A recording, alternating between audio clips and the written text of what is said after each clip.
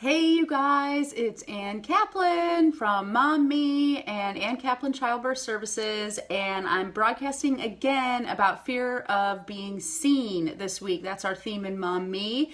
And what I'm going to talk about today, it might not seem at the forefront like it's a fear of being seen, but I'm going to show you what I'm talking about. So here's something that I think you guys can probably relate to. Like, how many times in conversation or when you're even just looking at your life and thinking to yourself, do you say like, oh, I wish I could do such and such, but my kids are, this or that, and that's why I can't do it. So, I wish I could go skiing all the time like I used to before I had kids. I used to go skiing every weekend. I wish I could go skiing, but, we've had kids and now it's like so expensive to go skiing and it takes all this time and then they don't want to ski and blah, blah, blah, blah. And then so that's why I don't ski anymore.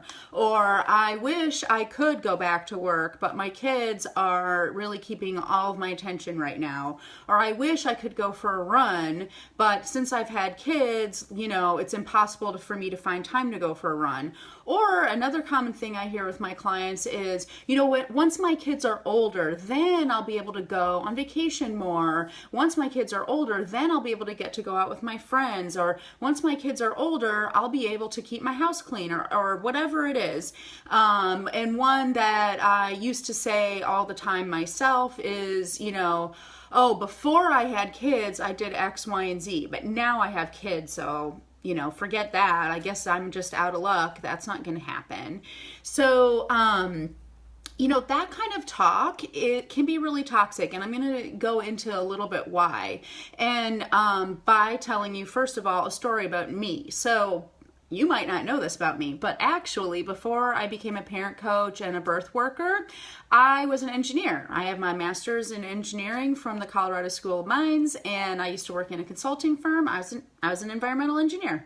And I liked my job, but it was a big commute and all this stuff, whatever, that doesn't matter. But I had two kids, and I was getting kind of real sick of being home by myself, alone. I had stopped doing engineering work, but I didn't really have another job, and I was really feeling kind of just kind of at this point where I was like, I need something in my life that is not just about my kids. And so I was thinking about going back to work, and I had started looking into consulting firms and all this stuff, and literally had a conversation with my husband about how I wanted to go back to work and all these things. And the next day, literally the next day after that conversation, I found out I was pregnant with my third kid. And I felt really, really pissed, and I felt really, really sorry for myself. And I literally said these things. I said, no one's going to hire me now that I've got two kids and I'm clearly pregnant. Like, I'm going to start showing, and I can't be going to job interviews like half pregnant and all this stuff. Like, forget it. No one's even going to hire me. And I also would say, like, well, even if they did hire me, like, we can't afford childcare. We're going to have three kids under the age of 5. I can't go back to work. Like, it's just not an option for me.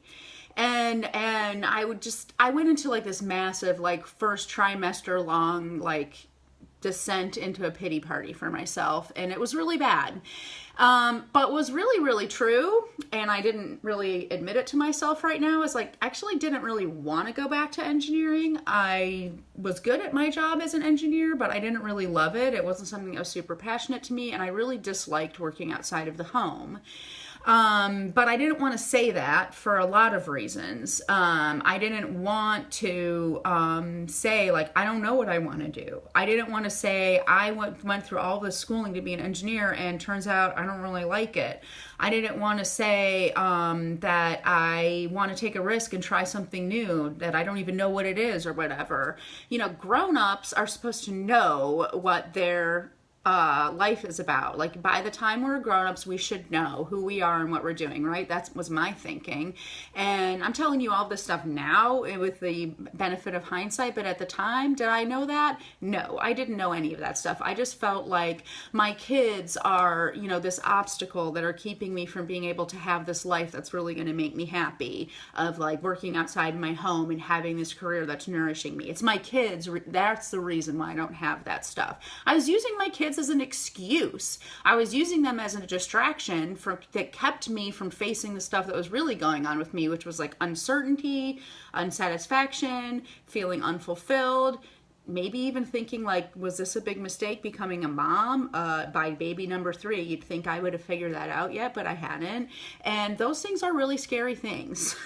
And it's much easier to just say, oh, I would really be happy except for these stupid kids that are getting in my way. So I was using my kids as an excuse, and I was hiding behind my kids.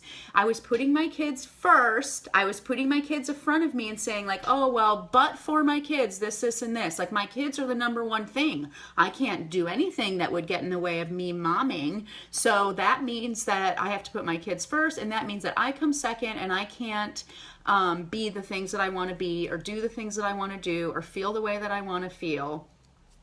Do you guys see that this is a fear that I had, a fear of being seen by myself?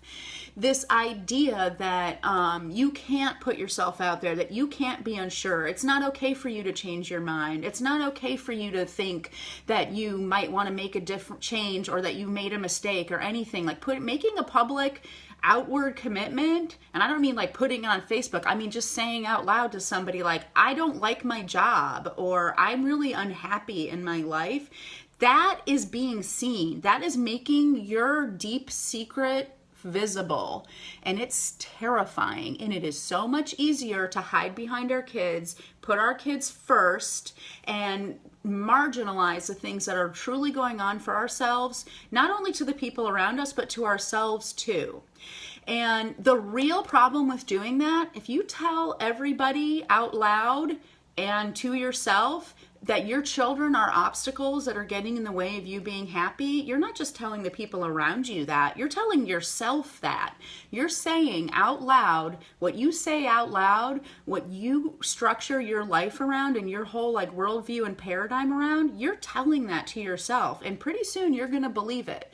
So pretty soon you're going to believe this really, really sad thing about your kids, that they basically are a stumbling block. They're not a catalyst. They're not this amazing thing in your life. They're not who they are. They're not individuals or anything. What they are to you is a roadblock. They're the reason you're not happy. And pretty soon that's what you believe. So that's the number one thing that's so toxic about this thinking. The number two thing about it is by putting all of your focus on your kids and telling yourself that they're the reason that you're not happy or that you can't do the things you want to do, you're staying stuck.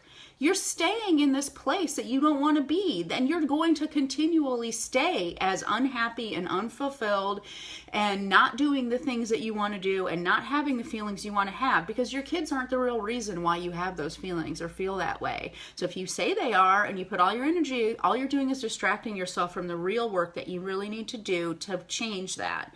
So by telling ourselves that our kids are the reason that we're not who we want to be and how we want to be, you are literally altering the way that you see your children and the way that they see themselves, because I can promise you this rubs off, and you are stopping yourself from growing and actually having the feelings that you want to have and the outcome that you want to have.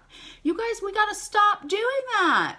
You have got to do the hard work to recognize, like, I'm unhappy. It's not your kid's fault you're unhappy. It's not your fault for having kids that make you unhappy.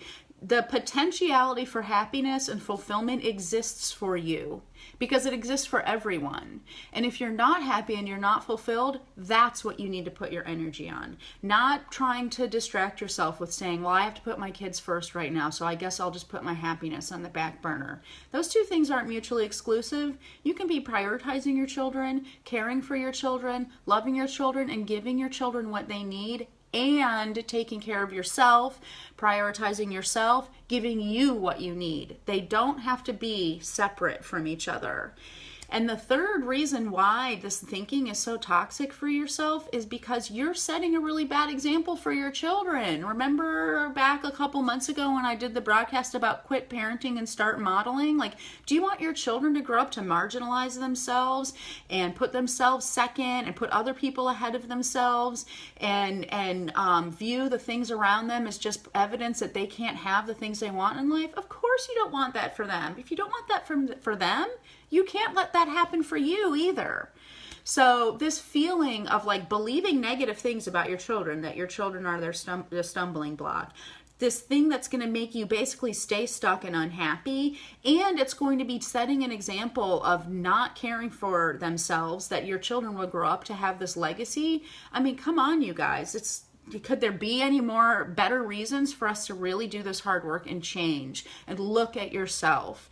And that's what I do with my job. That's what my coaching practice is all about now. Mom Me is all about helping parents, and especially moms, do this hard work. Look and see, what is it that truly is your obstacle? It's not your kids. What's your real obstacle? Get clarity about the vision you want for yourself and what will make you feel happy.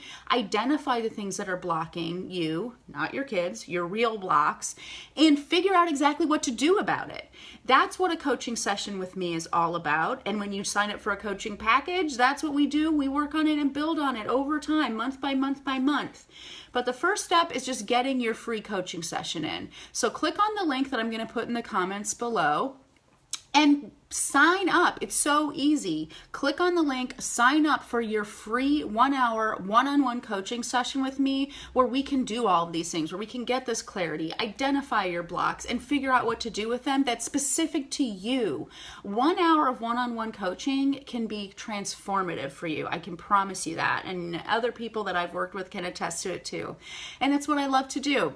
So take a chance. Sign up for your free session, and if you guys know other moms who might need to hear this information, add them to the group. Share this video out. Spread the love. The more people that we can help to have those shifts and recognize your value and your worth, the better everything is going to be for you and the people around you and our children and everything. So I hope you guys are having an amazing day. I love you guys so much, and hurry up and sign up for your free coaching call so I can help you specifically. Love you guys. Bye.